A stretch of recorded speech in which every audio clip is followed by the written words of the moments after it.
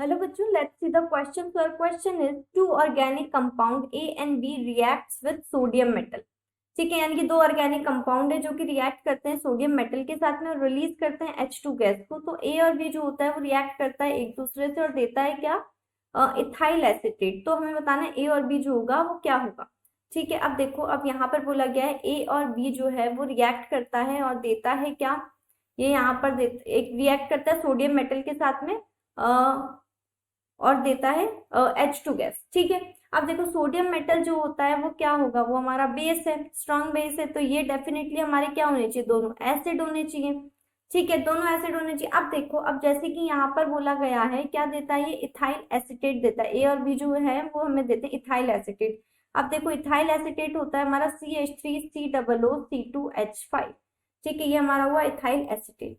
ठीक है, तो अब देखो यहाँ पर जो होगा ये तो आता है हमारा किससे, ये आता है हमारा कार्बोक्सिलिक एसिड से। ठीक है, और ये आएगा हमारा अल्कोहल से। तो देखो अगर हम बात करते हैं, जब भी यहाँ पर अगर एसीटेट बनता है, ठीक है, क्या बनता है, एसीटेट, यानी कि एसीटेट जो होता है वो क्या होता है, ईस्टर होता है। ठीक है, इथाइल एसीटेट बन रहा है। ठीक है, तो ये क्या है, यहाँ पर ईस्टर है। अब ईस्टर का मतलब है कि डेफिनेटली यहाँ पर दो चीजें क्या क्या आ रही होगी, एक तो आ रहा होगा यहाँ पर एल्कोहल, ठीक है, और दूसरा आ रहा होगा यहाँ पे कार्बोक्सिलिक एसिड। ठीक है, तो हम चेक करके देख सकते हैं कि अगर हमने लिया एल्कोहल, एल्कोहल लिया हमने C2H5OH। ठीक है, और उसके अलावा हमने लिया यहाँ पर जो हमारा होगा, एक सेकेंड, शायद मैंने यहाँ पे गलत बोल दिया था। ये पार्ट तो आएगा हमारा अल्कोहल से, ये आएगा हमारा कार्बोक्सिलिक एसिड से। ठीक है, एंड उसके अलावा हमने लिया कार्बोक्सिलिक एसिड यानी कि CH3COOH। ठीक है, जब हम इनकी रिएक्शन करवाते हैं तो देखो हमारे पास क्या आता है, यहाँ पर देखो C2H5O तो हमारा इधर से आ जाता है। ठीक है, जैसे कि मैंने आपको बताया, एंड जो CH3COO होगा वो हमारा इधर से आ जाएगा और हाइड्रोजन गैस यानी कि H2 गैस हमारी निकल जाएगी। तो देखो यहाँ पर क्या आ जाएगा, C2H5O।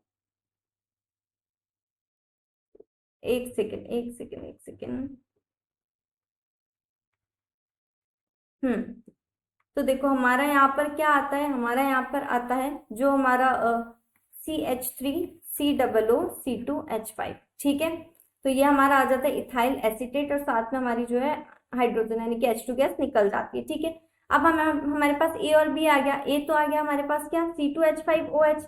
ठीक है, और बी क्या आया, CH3COOH। तो देखो हम यहाँ पे चेक कर लेते हैं कि फर्स्ट ऑप्शन जो है CH3COOH दिया हुआ है एंड देन C2H5OH दिया हुआ है। ठीक है, तो ए और बी ये हो सकते हैं हमारे।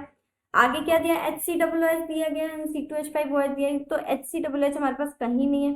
थर्ड CH3COOH तो ठीक है, CH3OH नहीं है। ठीक है, एंड जो फोर्थ ऑप्शन है CH3COOH और HCOOH नहीं है। ठीक है, तो ऑप्शन नंबर फर्स्ट जो होगा हमारा फाइनल आंसर होगा CH3COOH एंड C2H5OH, यानी कि अल्कोहल और जो कार्बोक्सिलिक एसिड है ये हमारे ए और बी होंगे। ठीक है, आई होप यू अंडरस्टैंड।